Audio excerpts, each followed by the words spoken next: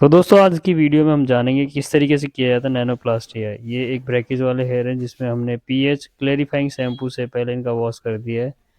Wash के तुरंत बाद हमने आपको इनके बालों की कंडीशन दिखा दी है। ये कंडीशन इस तरीके से है कि इनके बाल जो हैं हद से ज़्यादा ब्रेकेज में थे, तो हमने इनके बालों में नैनोप्लास्टिया करना है। अब इस किस तरीके से करेंगे, इस पूरे प्रोसेस को, इस वीडियो को एंड तक देखें। तो पहले हम इस बालों को पूरा 100% ड्राई कर लेंगे। 100% ड्राई करने से क्या होता है, पहले आपने क्लेरिफाइंग शैम्पू किया, क्लेरिफाइंग शैम्पू करने के बाद में बालों को 100% ड्राई करें।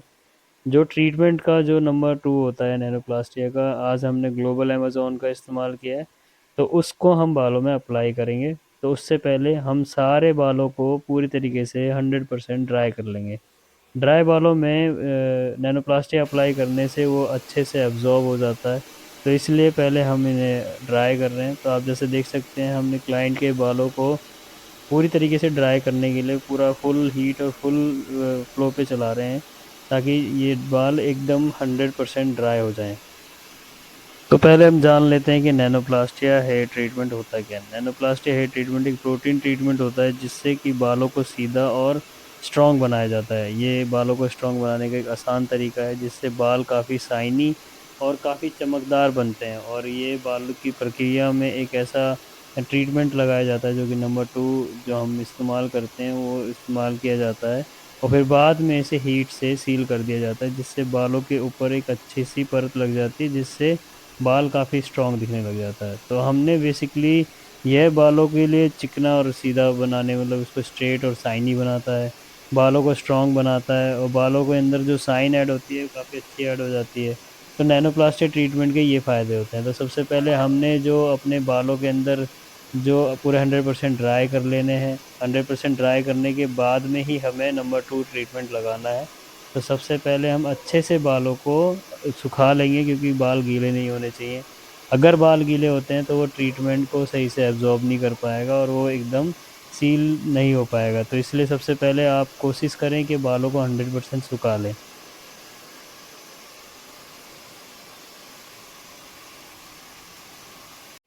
तो गाइस आप देख सकते हैं हमारे 100% बाल ड्राई हो चुके हैं। ये पूरी तरीके से 100% पूरे 100% जो हमारे बाल एकदम हमने ड्राई कर दिए हैं। अब हम इसके ऊपर अपना जो ट्रीटमेंट है वो उसको अप्लाई करेंगे। तो अप्लाई करने से पहले हम इसमें कुछ सेक्शनिंग करेंगे। तो सेक्शनिंग किस लिए ज़रूरी है कि अगर हम सेक्शनिंग सही से नहीं करते हैं तो हमारा जो प्रोडक्ट है वो हम सही से अच्छे से डिवाइड नहीं कर पाएँगे और अच्छे से उसे स्प्रेड नहीं कर पाएँगे। तो पहले हम इसे 4 जो हमारे सेक्शंस होते हैं उनमें डिवाइड कर लेंगे। उन सेक्शंस में डिवाइड करने के बाद में ही हम ट्रीटमेंट को अप्लाई करेंगे। तो सारे सेक्शंस को अपने अच्छे से आपको सेपरेट कर लेना है। सेपरेट करने के बाद बिल्कुल पतला सेक्शन लेना है जो कि आधा इंचज़ का होना चाहिए। जब आप प्रोडक्ट अप्लाई कर रहे हो, यानी नंबर 2 जो ट्रीटमेंट है उसको अप्लाई करना है, तो उसके लिए आप इतने पतले ही ट्रीटमेंट वो आपको सेक्शन लेने होंगे। ज़्यादा मोटे सेक्शन में अप्लाई ना करें, क्योंकि इससे आपके बाल जो ट्रीटमेंट है उन कई कई जगहों पे नहीं लग सकता है। अगर नहीं लगेगा तो वो प्रोडक्ट अच्छे से उस बाल को पूरा डैमेज फ्री नहीं कर पाएगा। तो इसे डैब डैब करते हुए आपको पूरा मिड लाइन से एंड तक और रूट से हाफ इंच छोड़कर लगाना है। रूट से हाफ इंच छोड़ने के लिए इसलिए लगाया जाता है क्योंकि वो हमारे स्कैल्प में पेनिट्रेट ना हो और ना ही हमें कोई साइड इफ़ेक्ट हो, इसलिए हमें हाफ एन इंच से अच्छे से दूर से लगाना है। फिर इसको दोनों फिंगर को से इमल्सिफाई करना है अच्छे से। हमें उसको प्रोडक्ट को स्प्रेड करना है। बाद में कॉम्ब भी कर सकते हैं आप। तो प्रोडक्ट को अच्छे से लगाने के बाद में फिर इसे इमल्सिफाई करें, फिर उसको सीधा स्ट्रेट छोड़ दें। तो ये ज़रूरी नहीं है कि आप उसको सीधा स्ट्रेट छोड़ें, लेकिन अगर आप स्ट्रेट छोड़ते हैं तो वो ज़्यादा सही है। तो अब जैसे आप देख सकते हैं एकदम हाफ एन इंच का हम अपना एक सेक्शन लेंगे, क्योंकि हमारे इस क्लाइंट के बाल जो हैं बीच में से ब्रेकेज वाले थे, तो जिससे उनकी जो मिड लेंथ और एंड्स हैं वो एकदम पतले हो गए थे, और रूट से मिड लेंथ का जो एरिया था वो थोड़ा मोटा था, इसलिए हमने उसको अच्छे से पतले सेक्शन में ही डिवाइड कर लिया, क्योंकि इससे हमारा प्रोडक्ट अच्छे से इमल्सिफाई हो जाता है। तो वैसे ही डैब डैब करके फिर हमें बालों को अच्छे से ट्रीटमेंट लगाना है। लगाने के बाद में हम उसके ऊपर दोनों फिंगर्स के साथ में प्रेशर नीचे की तरफ लेंगे और प्रोडक्ट को अच्छे से लगाते रहेंगे। प्रोडक्ट लगाने से बेसिकली हमारे बालों में फिर बाद में हमें इसमें हल्का-हल्का डैब-डैब करके अगर लग रहा है कि एडिशनल चाहिए, तो और प्रोडक्ट लगाएँगे। फिर बाद में इसमें हल्का-सा कॉम्ब कर लेंगे। कॉम्ब करने से ये स्प्रेड हो जाएगा और पूरे ईच एंड एवरीवेयर जहाँ पे हमारे बालों में अच्छी जगह अच्छे से लग जाएगा। हमारा एक सेक्शन अच्छे से पूरा हो चुका है। इसी तरीके से हम पूरे चारों सेक्शंस में अपनी जो ट्रीटमेंट को है अप्लाई करेंगे, अच्छे से इमल्सिफाई करेंगे। इमल्सिफाई करना बहुत ज़रूरी है, अगर प्रोडक्ट को इमल्सिफाई नहीं करेंगे तो वो पूरे बालों में सही से लग नहीं पाएगा। तो इसीलिए आपको प्रोडक्ट को एंड तक इमल्सिफाई करना है, अच्छे से प्रोडक्ट को लगाना है। बिल्कुल भी कंजूसी ना करें प्रोडक्ट लगाने में, नहीं तो आपके जो बाल हैं वो बिल्कुल भी स्ट्रेट नहीं होंगे। तो बेसिकली ये हमारा जो नैनोप्लास्टिया है हमारे बालों को शाइनी बनाता है, बट ये थोड़ा स्ट्रेट भी कर देता है। तो 60 to 70% आपके बाल स्ट्रेट हो जाते हैं, क्योंकि ये पहले से पमिंग किए हुए बाल थे। इन्होंने एक बार पमिंग कराई थी, उसके बाद में इन्होंने हेयर बोटॉक्स कराया, फिर इन्होंने दोबारा से पमिंग कराई, जिसकी वजह से इनके बाल काफ़ी फ्रीज हो गए थे और ब्रेकेज में आ गए थे। तो हमें पूरे सेक्शन को अच्छे से डिवाइड कर लेना है, प्रोडक्ट को इमल्सिफाई करना है, फिर हमें ऐसे ही सारे चारों सेक्शन में पूरा प्रोडक्ट को अच्छे से अप्लाई करके हमारे सारे सेक्शनिंग हम ऐसे ही कर लेंगे, पूरे प्रोडक्ट को अच्छे से इमल्सिफाई कर लेंगे। ये देखिए हमने पूरे इमल्सिफाई कर लिया है और हमारे सारे बालों में चारों सेक्शंस में अच्छे से प्रोडक्ट लग चुका है। इसे अब आप क्लीन रैप या फिर सिल्वर फॉयल से रैप कर सकते हैं, क्योंकि जो इंटरनल हीट होती है जो स्कैल्प से निकलती है उसकी वजह से प्रोडक्ट अच्छे से पेनिट्रेट हो जाता है। इसके बाद में आपको इसको 35 मिनट्स वेट कराना है। 35 मिनट्स इसलिए क्योंकि अगर आपके केमिकल ट्रीटेड हेयर है तो आप इसमें आपको 35 मिनट्स का वेट करना है। अगर आपका वर्जन हेयर है तो इसमें आपको 40 to 60 मिनट्स का गैप करना होता है, according to your hair density या फिर उसके हेयर टाइप के अकॉर्डिंग। अगर आपका फाइन हेयर है तो आप उसको 60 मिनट्स रख सकते हैं, फाइन हेयर है तो 40 to 50 मिनट्स के अराउंड उसको रखकर आप उसे अच्छे से इमल्सिफाई करके रेस्ट करा सकते हो। 60 मिनट्स, 40 मिनट्स और 35 मिनट्स फॉर केमिकलाइज हेयर। तो अब हमें ब्लो ड्राई करना है। बेसिकली अब हमें पूरा ब्लो ड्राई करना है, लेकिन इसमें हमें हीट का ध्यान देना है। तो बेसिकली हमें पहले कोल्ड ड्राई करना है। कोल्ड ड्राई करना इसलिए ज़रूरी है क्योंकि जो हमारा प्रोडक्ट है वो इवेपोरेट नहीं होता है। तो फर्स्ट ऑफ ऑल हम सारे प्रोडक्ट को 35 मिनट्स के बाद में पूरा कोल्ड ड्राई कर लेंगे। अब हमने यहाँ पे मिड हमारी जो फ्लो है और हीट है वो मीडियम पे कर ली है, और हमारा जो ड्रायर का जो फ्लो होता है वो भी मीडियम पे ही है। तो बेसिकली हम इसे हाई पे नहीं करेंगे, क्योंकि हाई पे करने से क्या होता है प्रोडक्ट इवेपोरेट हो जाता है और वो बालों से उड़ जाता है। तो हमें प्रोडक्ट को सील भी करना है, तो उसके लिए हमें हीट का टेम्परेचर ध्यान देना है। तो बेसिकली अब हम इसको बिल्कुल मीडियम हीट पे एकदम पेनिट्रेट करा रहे हैं। ये जैसे आपने देखा था हमारे प्रोडक्ट की पहले की हालत ऐसे थी। अब हमने जब इसका ड्रायर चालू किया तो 4 सेक्शन कर लिए हैं। अब हमारे जब बाल 100% ड्रायर हो चुके हैं तो बेसिकली अब हम इनको फिर से 4 सेक्शन में डिवाइड कर लेंगे। 4 सेक्शन में डिवाइड करने के बाद ही हम इनमें पतले पतले सेक्शन में आइनिंग करेंगे। तो फर्स्ट ऑफ ऑल हमने इनको अच्छे से 35 मिनट्स के लिए छोड़ा। फिर उसके बाद में हमने इनको कोल्ड ड्राई और मीडियम हीट के साथ में पूरा 100% ड्राई कर लिया, यानी 60% आपको कोल्ड ड्राई करना है, फिर आपको 40% करना है मीडियम हीट पे। अब हम पैडल ब्रश की सहायता से हमारे बालों को अच्छे से स्ट्रेट कर लेंगे ताकि हमारी आइनिंग सही से हो सके। तो इसमें हम अपने पूरे सेक्शनिंग पे एक एक पतले सेक्शन लेंगे और मीडियम हीट पे ही हम इसे पैडल ब्रश की सहायता से पूरा स्ट्रेट करेंगे। जब तक हमारे बाल स्ट्रेट नहीं होते हैं तब तक हमें रेगुलर करते जाना है, पर मीडियम हीट का ही करना है और मीडियम फ्लो पे ही। तो ज़्यादा आपको हीट लगाने की ज़रूरत नहीं, क्योंकि हीट लगाने से आपके जो प्रोडक्ट हैं वो सही से बालों को रिपेयर नहीं करेगा, बेसिकली वो उसको डैमेज कर देगा। तो हीट का ध्यान हमेशा रखें।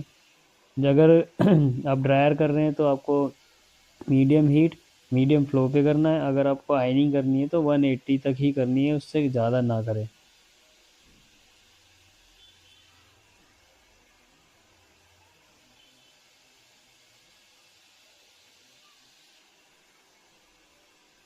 हमारा जो पैडल ब्रश से जो बाल थे वो एकदम सही से हमारा ब्लो ड्राई हो चुका है। ये हमारा ब्लो ड्राई पमिंग है करने से हो जाता जिसमें है। हमने पैडल ब्रश की सहायता से पूरा स्ट्रेट कर लिया है। अब हम इन बालों में करेंगे आयनिंग। तो आयनिंग के लिए हम पहले उनको 4 सेक्शन में डिवाइड कर लेंगे। अब हम आयनिंग स्टार्ट करेंगे। पतले पतले सेक्शन में आयनिंग लेंगे, क्योंकि अगर अगर हम बालों को ज़्यादा मोटे सेक्शन से करेंगे तो प्रोडक्ट अच्छे से सील नहीं होगा। लेकिन हमारे यहाँ क्लाइंट का जो बाल है बहुत ही पतला था और ब्रेकेज हो चुकी थी, तो मिड लेंथ के बाद में सारे बाल पतले थे, तो हम थोड़ा मोटे सेक्शनिंग में दोबारा आइनिंग करेंगे। कम से कम एक लेंथ जो आप एक सेक्शन लोगे उसमें 10 बार कम से कम आपको आइनिंग के स्ट्रोक्स चलाने पड़ते हैं। अगर आप 10 से कम चलाएंगे तो प्रोडक्ट अच्छे से सील नहीं हो पाएगा। तो तकरीबन आपको 1 से 10 तक के काउंटिंग में आपको इस रूट से मिड लेंथ से एंड तक इसको चलाना है, जिससे प्रोडक्ट अच्छे से सील हो जाए। तो पूरे ओवरऑल हम सारे बालों में ऐसे ही आइनिंग कर लेंगे चारों सेक्शनिंग में। फिर उसके बाद में हम आगे उसको रेस्ट पे छोड़ेंगे।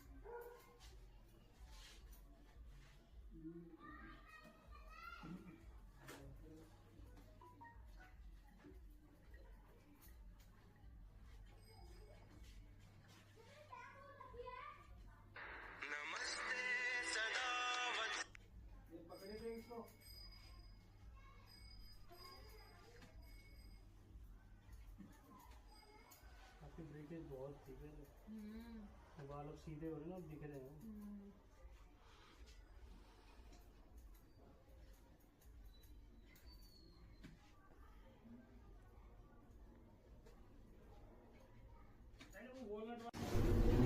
रहने अब रहने हो गया।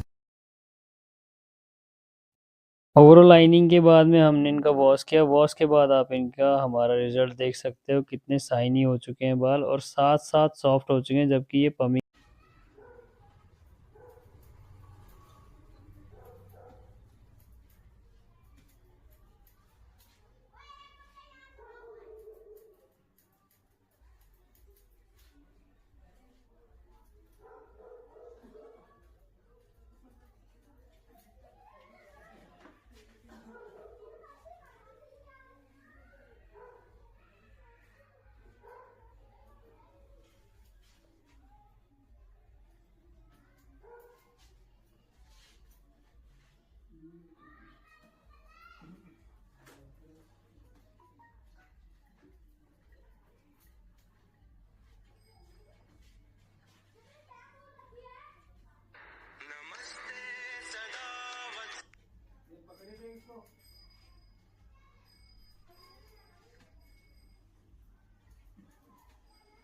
आपके ब्रेकेज बहुत ठीक है, बाल अब सीधे हो रहे हैं ना, दिख रहे हैं।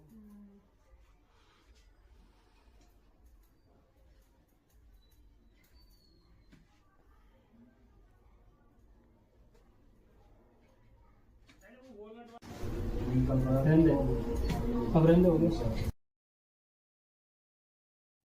ओवरऑल लाइनिंग के बाद में हमने इनका वॉश किया। वॉश के बाद आप इनका हमारा रिजल्ट देख सकते हो, कितने शाइनी हो चुके हैं बाल और साथ साथ सॉफ्ट हो चुके हैं, जबकि ये पमिंग वाले हेयर थे। तो पमिंग हेयर को हमने कम से कम 60% तक ये स्ट्रेट हो चुके हैं। अभी भी थोड़ा सा वेव है, बट वेव का ज़्यादा उसमें साइन और काफ़ी ज़्यादा डलनेस आ गई थी, तो वो डलनेस एकदम दूर हो गई है। अब ये बाल पहले से ज़्यादा स्ट्रांग लग रहा है। आप जैसे इसको जूम करके भी देख सकते हैं हमारे बालों की क्वालिटी कितनी अच्छी हो चुकी है। क्लाइंट हमारा काफ़ी खुश था। ऐसी ही और वीडियोस के लिए हमारे चैनल को आप सब्सक्राइब कर सकते हैं और हमारे इस वीडियो को शेयर कीजिए अगर आपको ये वीडियो अच्छी लगी हो। और नैनोप्लास्टिया का ये मेथड अगर आपको फिर से, अगर हम डिटेल वीडियो बनाने वाले कौन सा प्रोडक्ट लगा रहे हैं, तो उसके ऊपर हम पूरी वीडियो बनाएंगे। ऐसे ही हमारे चैनल को सब्सक्राइब करें। Thanks for